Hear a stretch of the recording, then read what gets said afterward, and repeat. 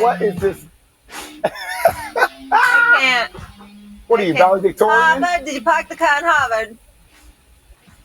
Yeah, I am down here in Harvard, Molly. Listen, I've been watching the show. I've been missing off of First Take, so I figured if I was going to come on here, I had to do it from Harvard. I had to come on here and drop some real championship knowledge because, I mean, outside of Richard Jefferson, I'm the only person that's holding an NBA ring at the network. So I decided to bring some knowledge, some real championship knowledge to First Take this morning. Mm-hmm. You know what? Yeah, First of all, I have absolutely no comeback for that. I have no words either. I will say this to you, Kendrick Perkins. You've completely lightened my mood because I'm so ticked off I can't even put it into words. But I will tell you, you have lightened my mood, and I would tell you that outfit is entirely appropriate. Because I got to tell you, I did the show yesterday near Harvard. Okay? That's where I did the show from. So I know exactly where he's at. It's right by the campus of Harvard. He's not joking. It's appropriate considering the school lessons the Boston Celtics handed out last night. Let's get it on because I got a whole bunch of stuff on my mind. Okay, let's get it.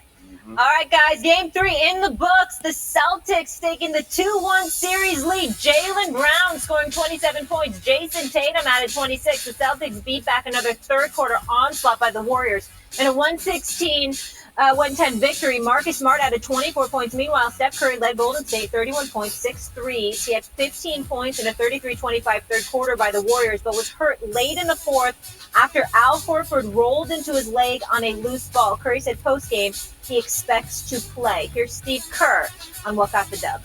I thought the offensive rebounds were just a killer. You know, I think they had like 20-something second chance points, and that was really the difference in the game. You know, we made several stops, especially in the second half, where we had a chance to, you know, cut into the lead or make a little push, and they got offensive boards. So those were tough. How do you feel you played? Like,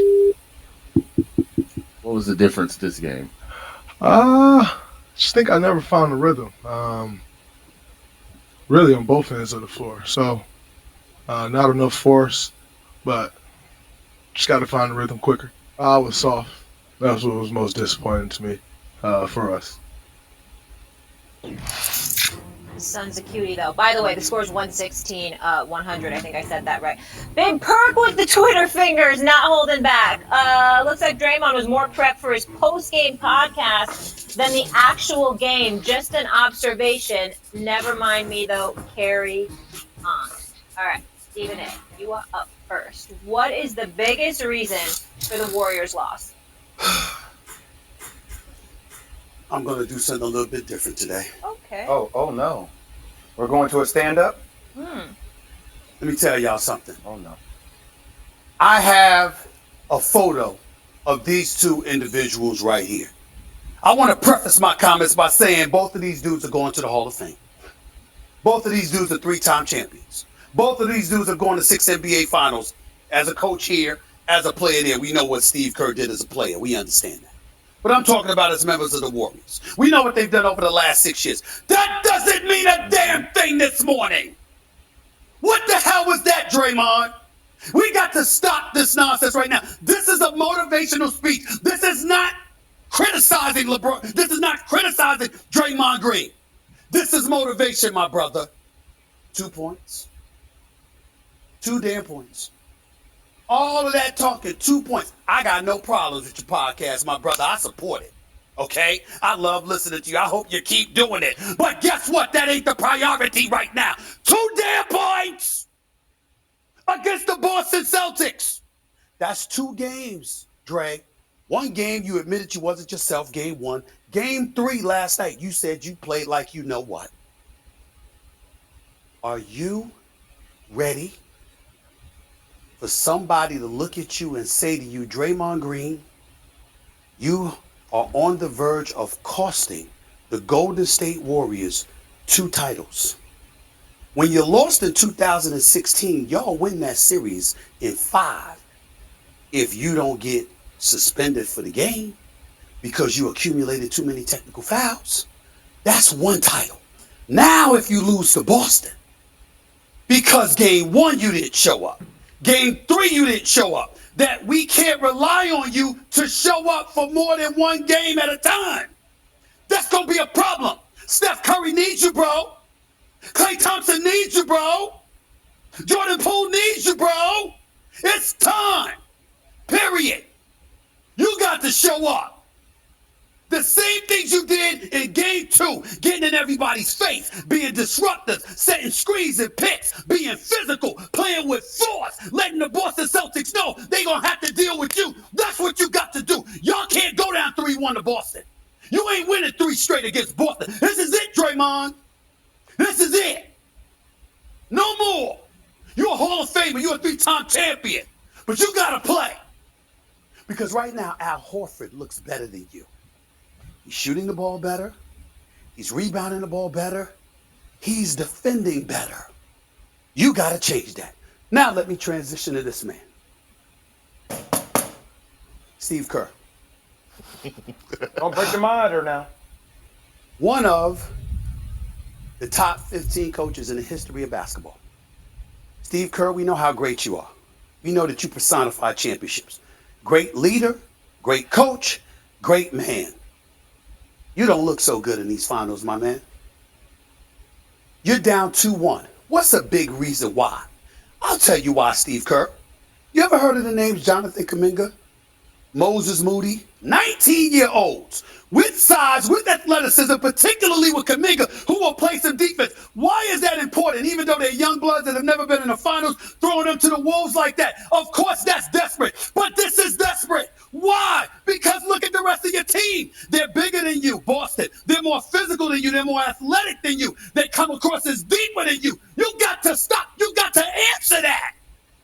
You got Kuminga, who's played in 70 games, started 12 for you sitting on the bench until the last 2 minutes and 19 seconds. Moses Moody showed you flashes of what he could potentially do when you put him in a Dallas series, considering what you get from everybody else. You don't have a choice, Steve Kerr. And by the way, weren't they supposed to be prepared to some degree? You brought him here all this way just to have him ride on the bench? Jonathan Kuminga has got to play. Moses Moody, throw him up in there. Do what you got to do. But you can't play Steph Curry, Klay Thompson, Wiggins and these boys 37, 38, 40 minutes. Not against this Boston team. You got to do something. The game 3 loss is on these 2 guys. And if you lose game 4, you're done. You're done. Floor is yours. I think we should go to Harvard, if that's Sure. okay with Yeah, you. whatever. Yeah. Harvard, take it away. Yeah. Take it away. Yeah. Commencement speech. You know what? I'm just proud of Stephen A. for actually calling Draymond out, because it seems like to me everybody be tiptoeing around Draymond and is afraid to call him out on what they seen in his lack of production on the floor. Last night, Draymond Green was more of a liability than he was an asset. And I agree with Stephen A. At what point last night of the game do you say, you know what, let me try Kuminga? At least he's not scared. At least he's going to look at the basket. At least he's going to be aggressive offensively. At least I know he has the athleticism to protect the rim and be able to jump with Robert Williams, who's, by the way, playing on a 50% knee. At the end of the day, here's the thing, right? People keep coming and asking me, is it personal with me and Draymond? No, it's never personal. But my whole thing is, just like we criticize and talk about the game of basketball when it comes down to everybody else, he's not exempt for that. He can get criticized. Listen, he didn't play. He talked all the noise after game 2. He did all that tackling and all that unnecessary, jumped up the game, and he poked the bear in Jaylen Brown. Okay, it's cool. You could poke the bear, but at least help your homies fight the bear. He was nowhere to be found last night. And my thing is, accountability runs deep. All across the board, nobody is exempt, including Draymond Green. Go ahead. So I appreciate both of you guys and your passionate remarks. I think that was a great motivational speech. I do. But don't you think we need to calm down just a tad? Like, this is a series, No. right? There are ebbs and flows in a series, correct? I just want to make sure. Because even though Boston got game one, Stephen A., would you agree that we thought Golden State should have won game one? No. They didn't. I understand they didn't. No. I'm saying They were in I can't say you should have won a game one when they went from being down 15 to being up to being. I understand. That's It was a it was a collapse. I mean, they blow them out in the second half. It's a collapse. I So understand. they shouldn't have won game one. If you get blown out, that's one thing. If you lose a game, tight game, blah blah blah, that's different. When you get beat down in a game, that's not a game you should have won. You got beat down. Okay, so both teams are undefeated after losses in the playoffs. So they respond back in game two Okay. because you're allowed to have poor games, right? And then in game three, even though they got blitzed from the beginning, and I give Jaylen Brown a lot of credit, look, I'm starting to believe in Boston too. And I get it. There's accountability for Draymond Green, guys. Like, and I understand that your tweet about the podcast, him being more. I ain't saying nothing about. I know you did. I'm gonna go in and Perk on that. I like in the a minute. podcast. I'm gonna go in on you on that All in a minute, Perk. Finish my point here about Draymond. Okay. You want me to start with you, Perk? You want me to start with you? Start with Okay, me. let me start with you, Yeah, Perk. Let me yeah, start with bring you that here. energy this way. I'm Don't gonna even bring worry it to about you. I'm gonna Steve. match Run it, it Perk. over here. You ain't gonna poke me. You gonna sit up there and address a podcast on a tweet? Let me tell you, my brother, LeBron James has a shot that he does throughout the regular season. Does that distract him from what he's doing? Oh, I'm sorry, because I saw Stephen A. on the pregame show with Adam Silver, and everybody was praising LeBron James for becoming a billionaire with the industry that he's created that started with media while he was actually playing as a player. So you can't sit up there and tell me keep the same heat about a podcast when he was the most impactful player in game two. Keep it about that, because he's done the podcast since November 15th of 2021, my man. It just didn't start a couple months ago. He's been doing this for a while. So once again, I'm not condoning the poor game that he had, because he had a horrific game. He's owned it. But let's stop with all this. You can't have a podcast and participate and play basketball, and it's a distraction. And I love him. Isaiah Thomas went on a tangent about it too, and I'm like, come on, man. Like, these takes, they seem a little bit casual. They seem a little bit outdated. There's enough time in the day, Perk. If you allocated 8 hours to play basketball and another 8 hours for sleep and 2 hours for a podcast, it still leaves you 6 hours left in the course of the day. There's enough time you can do both, my man. That's cool. That's cool. Come on with the I'm not trying to hear all that. And I love how you try. And I love how you tried to move the goalposts so that it could fit your agenda to come on here and say what you had to say and address Isaiah Thomas instead of addressing what I said in the actual tweet. Not in that tweet that I say in that tweet that I tweeted out that Draymond Green shouldn't be doing the podcast. No, did I say he should? prepped. Did I say no? I said he was more prepped. More prep for his podcast than the actual game. What does that have to do with me? That didn't say nothing about me saying Jay Will he shouldn't be doing the podcast. But I like how you tried to twist the words up because you actually wanted to get that in. No. You wanted to push that narrative this morning, but you needed to point that energy at somebody else because I never said he shouldn't have did the podcast. I was saying he didn't look like he was prepared for the game last night. And what the eye test showed the world was he wasn't prepared for the game last night. He wasn't in his defensive rotations. He wasn't boxing out. He wasn't looking to be aggressive. He wasn't a Draymond Green. Hell, right now in this series, he has 15 total points in this series. He has 15 total fouls. You telling me you telling me he's focused? You telling me he's locked in? You telling me that's the Draymond Green that you know, or the Draymond Green that the Warriors need at this moment to go out there and actually beat a Boston Celtic team who is deep and don't give a damn who you are? But Jay Will, I love how you tried to twist it up. Never once did I ever say that Draymond Green shouldn't have a podcast and be playing. Let me interject for one quick second. Kendrick Perkins is absolutely right. He never once said that he shouldn't have the podcast, but he brought up the podcast, and I get your point. Go ahead and respond to what Perkins had to say. Perk, it takes one to know one, because you just twisted the narrative. I never said that Draymond Green was bringing the kind of energy he needed to bring. I never came out and said I didn't back up his play last night at all. Well, you just kind of did. You just kind of put words in my mouth. You spoke for me. What I'm saying, though, I said what I said. So go ahead. Perk, all I'm saying, I said what I said. Let him speak, Perk. Go ahead, Jay. Being prepped and executing are two different things. You're going to tell me Draymond Green wasn't prepped for the game? Come on. Can I chime in now? Let me chime in on that. No, executing and playing hard, Stephen A. Time out. Let me chime in. Now that's nitpicking. Go ahead. I'm getting ready to answer it. Let me answer it. That's nitpicking, Jay. At the end of the day, if you're speaking about a game, you're talking about the performance. And based on the performance, you're surmising what a person was prepared to perform.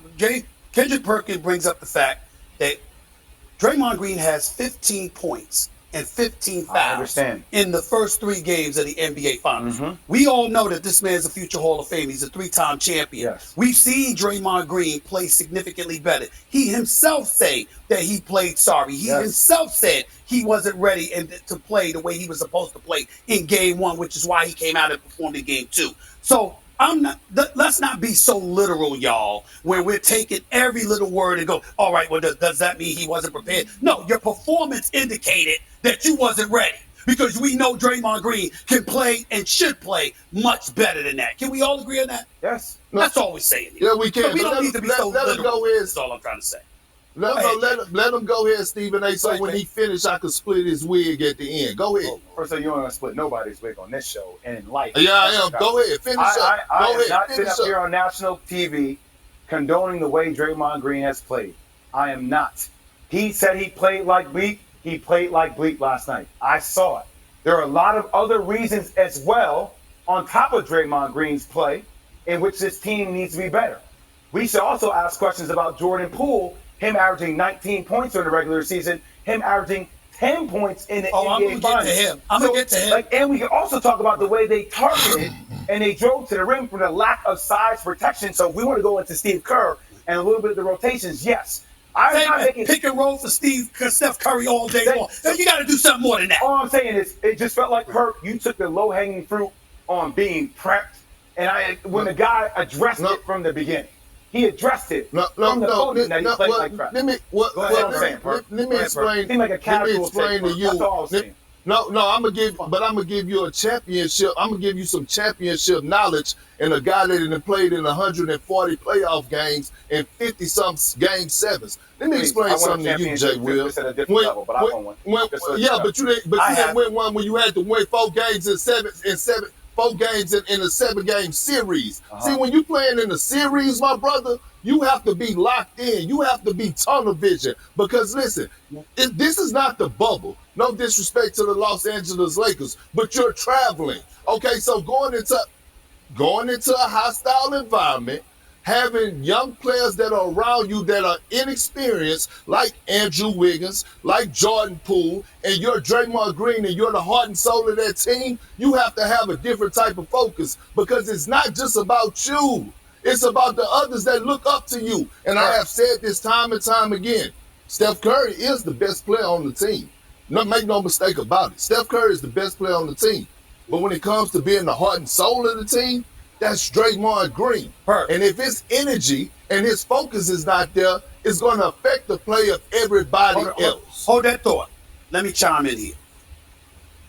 My diatribe was a motivational point. And let me throw myself on Front Street.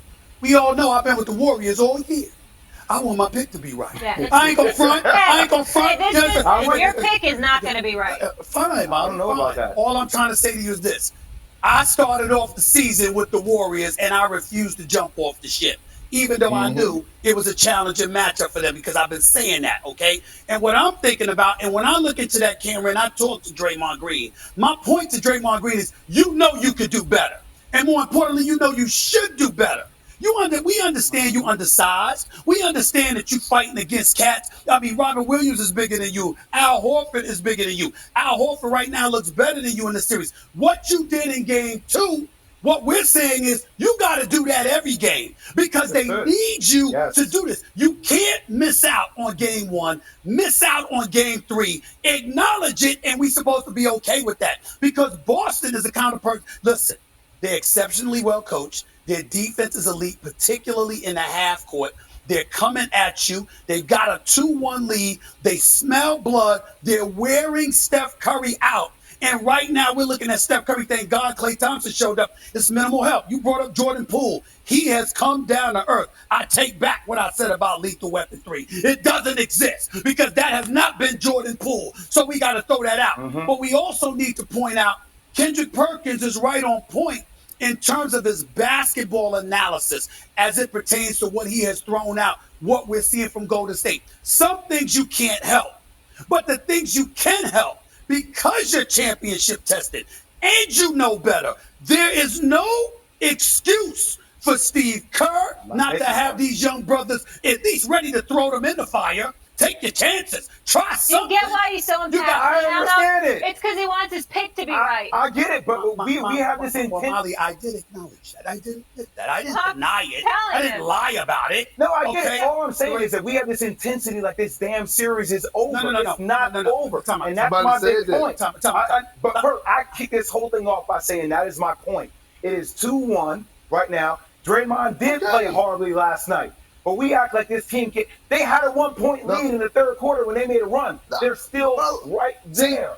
Go ahead, Joe. Go ahead, Perk. See, this is the thing that makes my skin crawl when we go off topic. We came on here today and say the biggest reason Golden State lost, not the series. We're talking about the game from last night. Nobody on here said the series is over. I still think the series is going 7 games. I know better than to sit up here and come on here and say that the series is over just because they're up 2-1. No, I'm not going to do that. We talking about why did they lose last night? What was the biggest reason? And my biggest reason that they lost last night was because of their heart and soul, and Draymond Green wasn't there, and his focus was. And understood, but Perk, I feel like what's happening to you in the media world is, we don't live in a world that's absolutes as athletes, man. It's a series of things that go wrong. It's never just one dude that deserves all the blame. I didn't say that. You say he's the biggest reason they lost. That's and what what I'm trying to tell you is, because he's the leader of that team. He's the leader of that team. That's why. Horrific? Yes, they were still in the game, and there have been a lot of times in your playoff series. But Jay, that was the question. We do have to give a biggest. You need to give. Everyone needs to give a biggest reason. Not just that, Jay. I have to ask you a question. Perk, I'll let you back in a second. I have to ask you a question. They're down 18. They come back and they storm back. Steph Curry explodes in the third quarter. They take the lead. If Draymond is on his game, do they lose last night? Based on what you saw.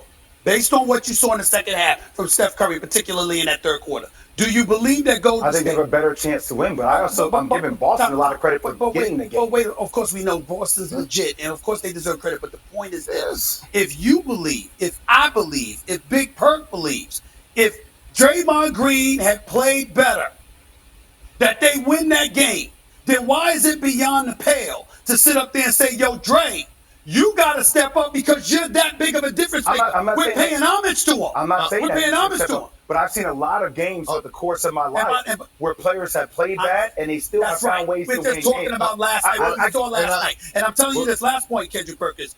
We going to stand here on national television, okay? And we going to take a moment to give Kevin Durant some love. They are now like 1-9 in the finals or something like that without Kevin Durant. Okay, this is Kevin Durant is. We know this, but it's important to point out because he takes his shots, he takes his criticism, and I'm somebody that gives it to him on occasion to be real about it. But I'm looking at that last night and I'm saying to myself, if this brother was here, some of this stuff would not be happening. This would not be happening if Kevin Durant was still on this team. So let's take a moment. One of the great players, the love he deserves. Go ahead, Ken. And Jay Will, Stephen A. Look, after game 2, I also tweeted out and I said Draymond Green talked this talk and he backed it up. Beyond the stat sheet, he affected this game, in my opinion, and he was the reason that Golden State won. See, nobody sees those type of things, and I don't care. We can pull up from what happened last night. But my thing is this, Jay Will. And I want to see your face real quick, and we can go up on the split screen. Here's my thing. Here's my question to you. No, here's my. That's my brother, man. I know, but here's my question to you. We heard Steve Kerr, we heard Draymond Green, and we heard Klay Thompson complain about the chants or the rants that Draymond Green got in the Garden last night, okay? Let me ask you a question. If Draymond Green was really, really, really locked in, if Steve Kerr, who played and won the championship and had to go to Utah, which is absolutely a hostile environment when he was with the Bulls and won, if they were totally locked in, you telling me that they wouldn't have been ready for that moment and known that they was walking into that type of environment? Stop right there. Right there.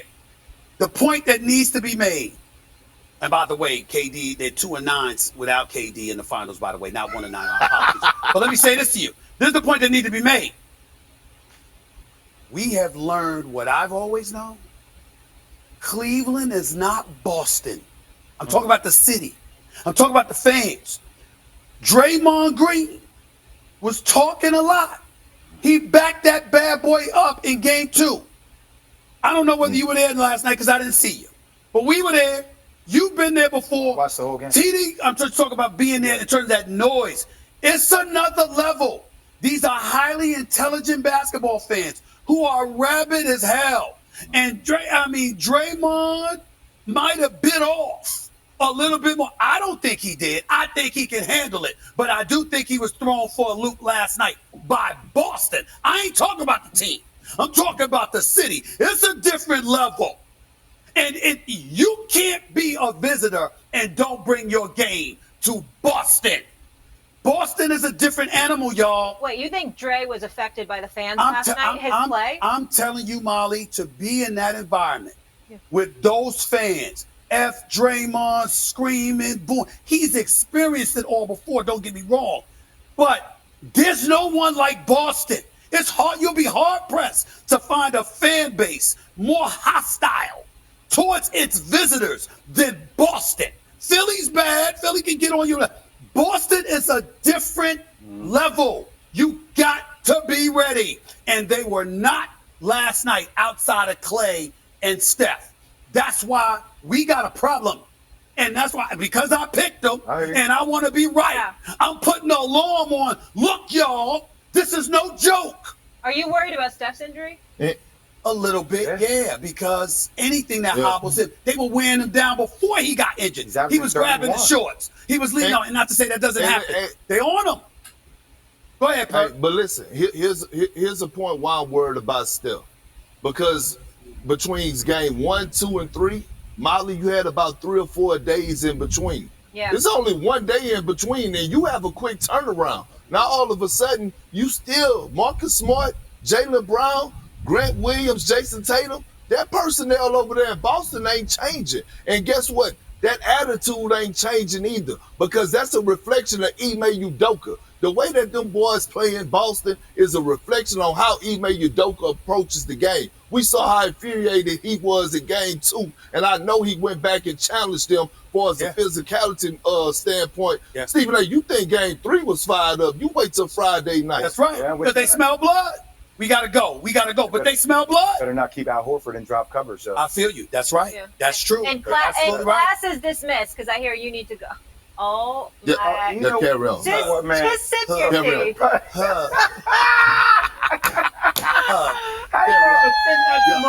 I can't with you, dog. Bye, Kirk. Thank you for the smiles. Now carry on now. Behave yourself in the beat. Enjoy Harvard. Oh, my goodness. I was at Harvard yesterday. Tell the